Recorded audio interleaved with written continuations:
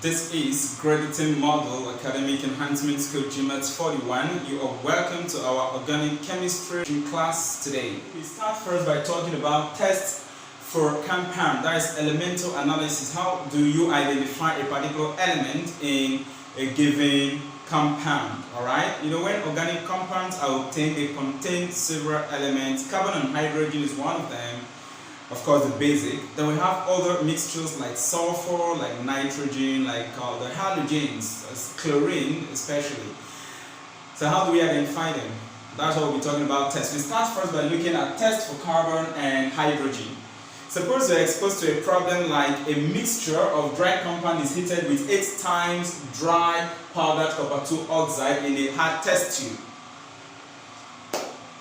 A gas is produced which turns lime water milky. Which of the following gas is that? And then our answer is going to be carbon dioxide. Sometimes it may likely not even be presented in this way. Think about when this test is just quoted and you are asked which of the following elements is identified by this test. Is that okay? Then we have carbon is identified by this test. Hydrogen is also identified using this test. The only difference is that carbon will be oxidized to carbon dioxide, which is identified by its ability to turn lime water milky, and then hydrogen is identified by its ability to be oxidized into water, forming droplets of water, and we identify that droplet, alright, by the ability of water turning copper 2 tetrasulfate 6 into blue color, because that's what water does if it comes in contact with copper 2 tetrasulfate 6. Copper 2 tetrasulfate 6 is white dry, is that okay? So when it comes in contact with water, it will turn to blue. So this is how we identify carbon and hydrogen. We now want to look at tests for nitrogen, sulfur and the halogens. How do we identify them, their presence in an organic compound? Alright? Now the name of the test is called the sodium fusion test or the Lasignase test. That's the name of the test method. Is that okay? So it's very important you know that if you're asked, the following method is used in testing for the presence of sodium, sorry, for the presence of nitrogen rather, sulfur and halogen. It is the sodium fusion test, also called the Lasignase test. Now, how do you prepare the solution? The filter which you use in carrying out the test. You have it here. First, you're going to add a small piece of sodium with a small amount of the substance. Is that okay? In a dry ignition tube. That's why I have a sodium plus substance in a dry ignition tube. The substance is the organic compound, which you don't know what it contains. Is that okay? Then next, you're going to heat gently and then later strongly. You keep heating until the test tube turns dull red hot. You know what I mean when something is dull red hot, right? You may have seen an iron heated at a very high temperature. You see the red hot nature. Now what do you do next? You are going to drop into a 20 centimeter cube water in a mortar. That is to say, this content that was heat, with a test tube, you drop it into 20 cm cube of water, which is in a mortar. When you do that, rupturing will take place like a breakage. Now when there is a breakage, any excess sodium that is present there is going to react with water. Is that okay? It's going to react with water. Then, the next thing you're going to do is to ground the contents and then filter. After grounding and filtering, it is the filtrate that you use to carry out the test. Take note of that. You use the filtrate for the sodium fusion test, also known as the Lasignase test. You use it to test for sodium, for nitrogen rather. It's like I'm in love with sodium, I don't know anyway.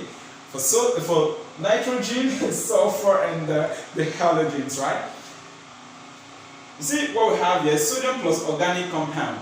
These three substances or elements you're trying to identify their presence, that is nitrogen, sulfur and the halogen. How do they actually exist in a compound during the test? Sodium, cyanide. The nitrogen exists as a cyanide group in that compound. Take note, because one may be asked, alright, in what form does nitrogen exist during the sodium fusion test? it exists in the form of sodium cyanide. Then sulfur exists in the form of sodium sulfide, while the halogens exist in the form of sodium halide. Alright? This X represents the halogen.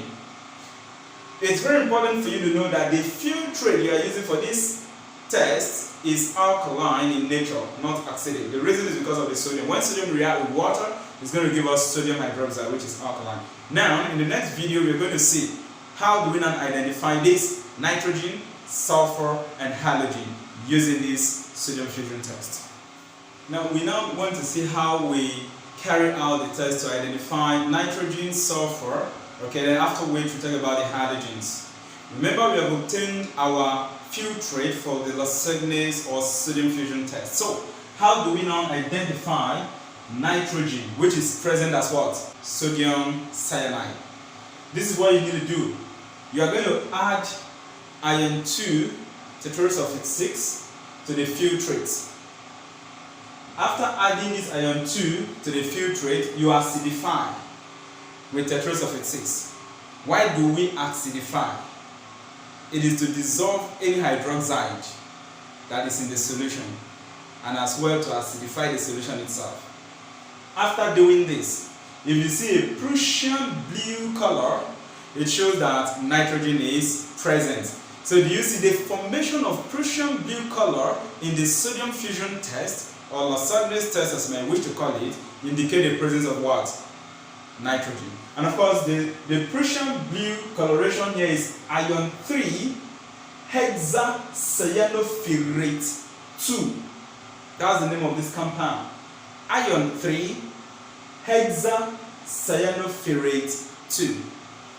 Alright, we are done with that. Let us now see how we test and identify the presence of sulfur. Remember that sulfur is present in the compound as what? Sodium sulfide.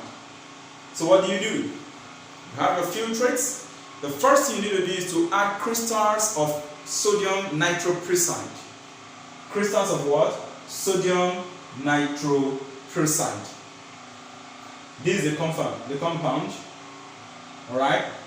What is the nomenclature of this compound? Is called disodium pentacyanitrosylfurate. Disodium pentacyanitrosylfurate. That is your sodium nitroprusside for short. So just take it away for short. If you add this crystal to the filtrate and then you see purple color appear and fades away on standing, it shows that sulfur is present. So you see in the sodium fusion test, after adding crystals of sodium nitroprusside to the filtrate obtained, the formation of purple color which fades on standing shows the presence of sulfur. Now there is another alternative using our ethanoic acid and lead ethanoate. If you add ethanoic acid and lead ethanoate to the filtrate and then notice black precipitates form, that black precipitate indicates the presence of sulfur, because likely that black precipitate could be lead sulfide. So it shows that sulfur is present. Either of these two is used to identify the presence of sulfur. In the next video, we're going to see how to identify the halogens. Now, how do we identify the halogens, which are usually present as sodium chloride or sodium bromide or sodium iodide? What we need to do is to add dilute triazonitrate 5 acid and drops of silver triazonitrate 5 to our original filtrates, the filtrate from the sodium fusion test. After adding that, if precipitate appears, that shows that halogens are present. Remember that X represents what? Halogens. Now what do we do to classify the halogen that is there? Take the precipitate.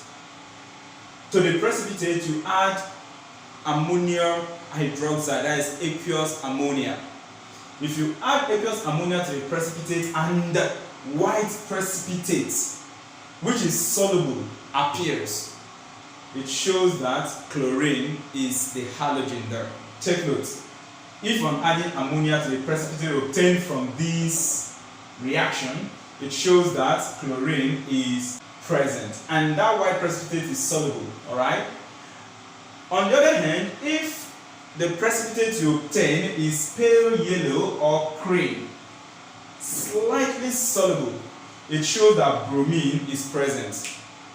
And then if it is yellow but the precipitate is insoluble, that is, does not dissolve, then it shows that iodine is present. This is how we identify the halogens using the sodium fusion test, otherwise known as the Lasignase test.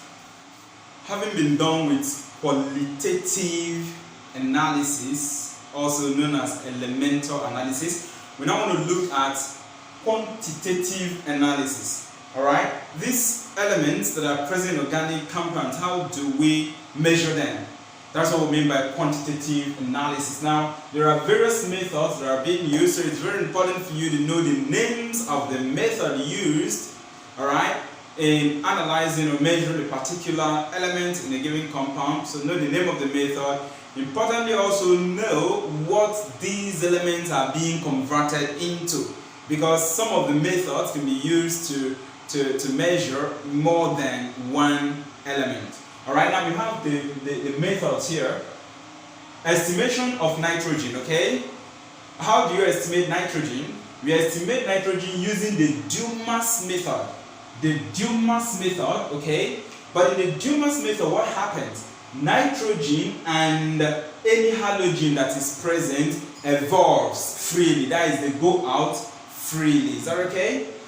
That is to say that they are not converted into any other compound. That's the point.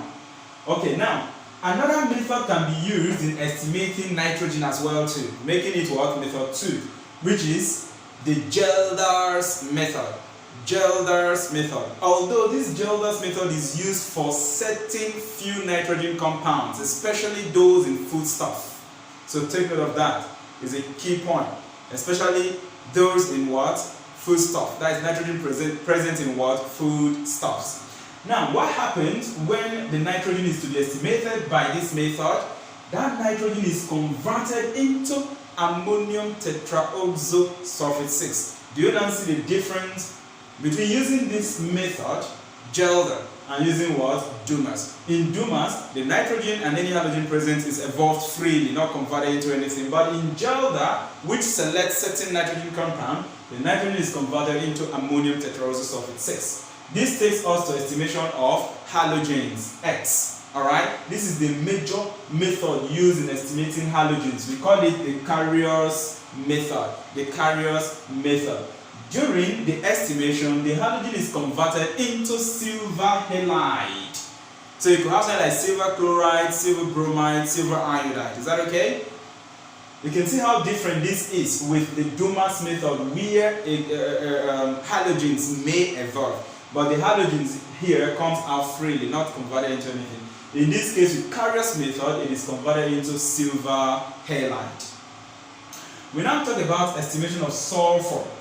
You see that now, right? Sulfur is also estimated using the Carrier's what? Method. But it's just that the process is different.